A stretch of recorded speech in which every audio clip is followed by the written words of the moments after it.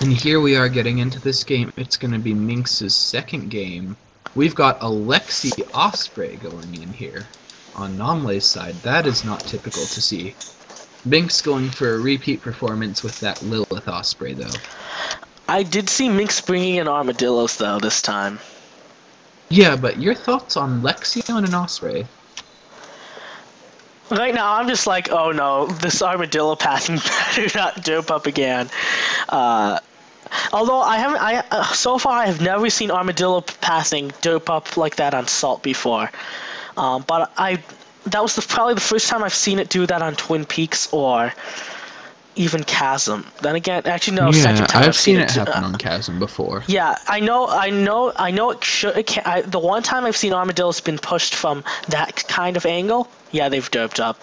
Yeah, but Twin Peaks. Then again, I don't think I've ever seen anyone push armadillos in that direction from the fortress there. That way, when they were so stacked. But I kind of. It might have to do with the fact that armadillos, compared to jackals and jokers, are much larger and much slower. But when compared to longhorns and Gemini, now Namle is going to try to do a little bit of harass on those money makers. But even with Lexi, that Osprey just doesn't have the firepower to take them down. And it can't stay in the fight either. It can't stay there.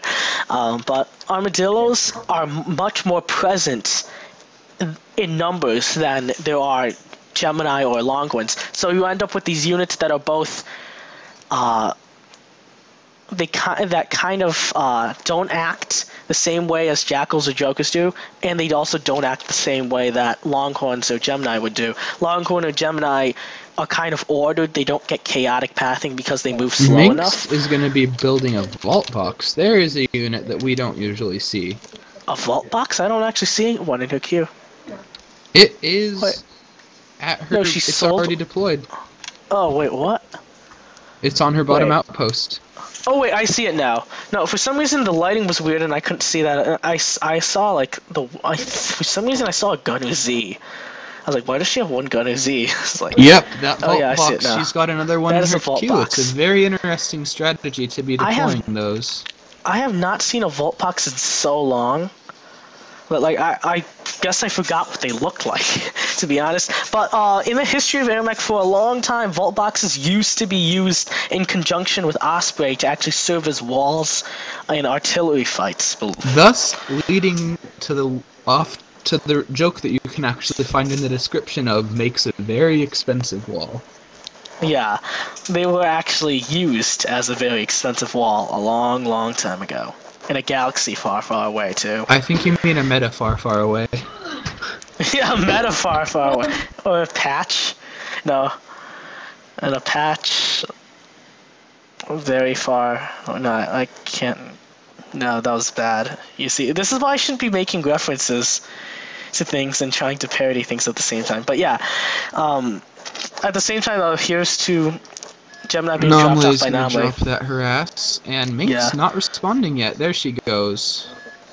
Do you know what's really funny though? When there's a saucer and it abducts a vault box. Have you ever done that? That is a great feeling. Actually, tech pods back in the day of tech pods, when there were 20k and there was only one. You know, I never actually played with tech pods. I was not around during that meta, unfortunately. Yeah, tech pods. Yeah, Chrome, until it got shut down, happened to be on the patch where they removed tech pods, actually. So for a month, it was on the exact, like, first patch after tech pods were removed. And it's interesting to note that that was the patch that I joined on, the patch that Chrome used to be on. That's kind of funny. Yeah, but Chrome was recently shut down, apparently, and it'll be shut down indefinitely until it's patched, I believe. Which is kind of unfortunate. It was because a lot of Carbon, where they were testing Kudos stuff, and Chrome had a lot of exploits in it that allowed players to exploit things that they could not do. It's hard to fix something when you're not keeping it patched and updated. Exactly. So they're like, what's the point of keeping Chrome up at this point? Let's just take it down. Which is sad for me because I used it to check ELO.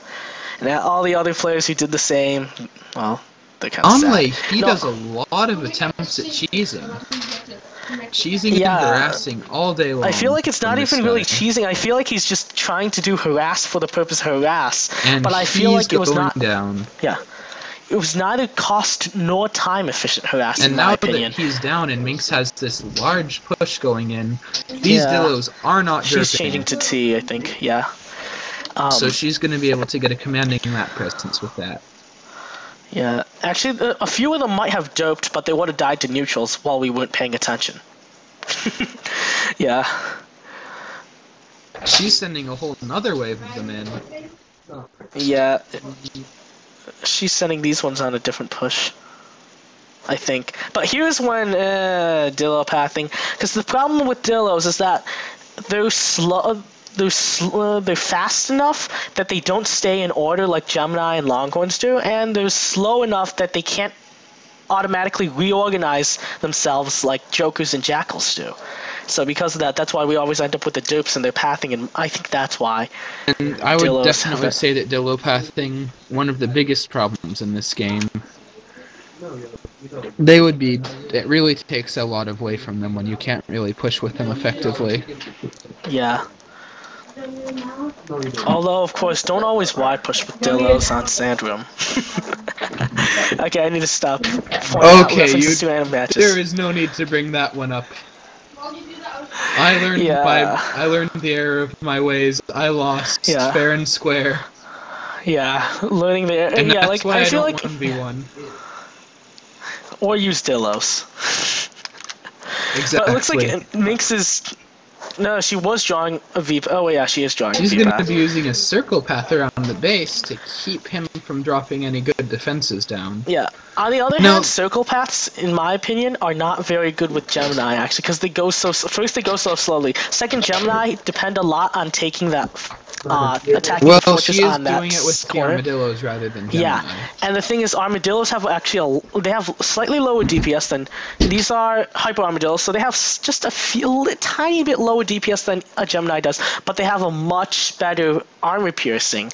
So because of that, it's actually each armadillo is probably going to be doing more damage to the fortress than a Gemini would be. Now the main problem with a circle path is that those pathed up units are on T instead of Y, so if you drop down units, they will target the units instead of the base. True.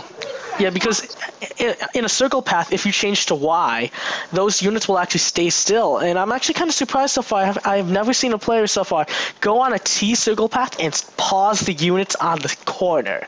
I haven't seen that yet. I was kind of thinking about doing that earlier, but I'm too lazy to do that. And MsMinx is just pumping out those Dillos. Yeah. She's floating credits. She still has those vault boxes. Yeah. One thing about armadillos is that they are not effective. They are not effective versus Longhorns and Gemini when they're not in mass.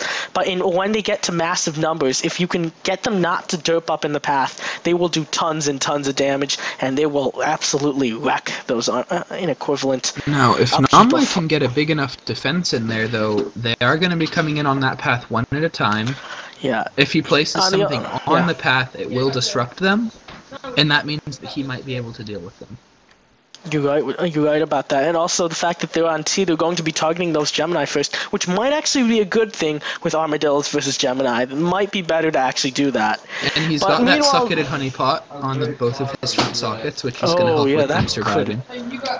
Yeah. And you're right, if Namle manages to, maybe if he gets two more honeypots out and puts one honeypot next to one on the socket and another one next to the other on the socket, but he doesn't know there's a V-path though, unlike us. If he knew there was a V-path somehow, and he actually dropped a honeypot right next to the socketed honeypot, but on the path, that would be kind of hilarious, actually. Now, if he's smart, when he sees it coming in, he will realize that it's not on the usual route, and he will have that opportunity, but MsMinx going down. Yeah. That is reliant on how fast Namle can react, though. If he reacts fast enough, as you said, and notices that fast enough, he could potentially stop that. But that also that would be a very interesting way to stop a V-path. Once again, I'm kind of interested. I honestly kind of want to see a player go on this V-circle path T until all the units reach a corner and change to Y right there. Did you see what MsMinx did? She actually kept one of the lock boxes at middle, but just moved it just a tiny bit, so a new one would actually spawn. It's kind of funny. It's also a very smart move, unusual, and also, but very, very And her constant strong. Dillo production is not keeping up at all with the Income? with her income. That She seems is to be a floating pattern on huge number of credits right now. That's She's a got pattern on. Devastators. One more level, she's got the credits. She will be able to build Devastators. Yeah. Armadillo production on Salt, there's a pattern I've never seen a player be able to keep it up until the late game with Armadillos on Salt for some reason. You know, I think it's because I always play Armadillos myself when I go on Salt, so that's why earlier I was talking about how Salt, the credit unit building never keeps up with Minx hit production. level 9, clearing the build queue, Yeah. and we are seeing the first Devastator coming out, folks. She's got 3 boxes there. She's got her 2 vault boxes. She is floating 30,000 credits. She's going to be able to put out a lot of firepower. I'm kind of wondering, are those vault boxes even necessary in this game, considering the fact, oh, never mind. If you want, because the thing is, with those neutral lock boxes, if she sells all those right now, she might, by the time that second Devastator is queued, I think she'll be able to afford a third one, if she had the upkeep. She doesn't have, oh, yeah, she does have generators, actually. So, yeah, I think she should just push out. The Anomaly also capped. He doesn't have generators. Namle needs to figure out what to do right now, because right now he is losing the piece right now. If he continues without generators and being capped right now, if he continues to do nothing, he will actually slowly fall behind his opponent. Meanwhile, Minx, she does have generators. She could afford to keep on going. But it looks like Namle is doing a drop of 1 Gemini. And he's just going to pause there. Meanwhile, he doesn't notice he's not there to scout out this whole thing with the Armadillos. The Armadillos will be going in one by one since they are on that V path, but that Devastator is going to cover for them. That Grinder is going to focus on the Devastator instead. That first Devastator going down before the Grinder did. That was really weird.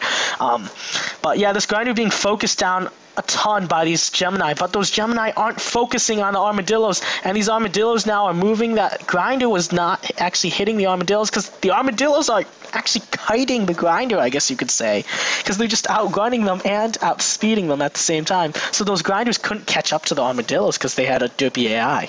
So that was interesting. But yeah,